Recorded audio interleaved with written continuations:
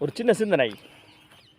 நம்மள்ட்ட நம்ம இருக்க விஷயத்தை பற்றி அதிகமாக நேசிக்கிறோமா, இல்லை இல்லாத விஷயத்தை பற்றி யோசிக்கிறோமா? ரெண்டாவது விஷயம் தான் பண்ணிகிட்ருக்கோம். ஓகே, மனித இயல்பு.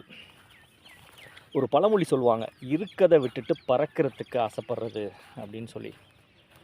ஏன்னா நம்மள்ட்ட இப்போ இருக்க விஷயம் அது கொஞ்சம் பணமாக இருக்கலாம், நம்மளை சுற்றி இருக்க உறவுகளாக இருக்கலாம், நம்ம பார்த்துட்ருக்க வேலையாக இருக்கலாம், இல்லை நம்மளோட திறமையாக இருக்கலாம்.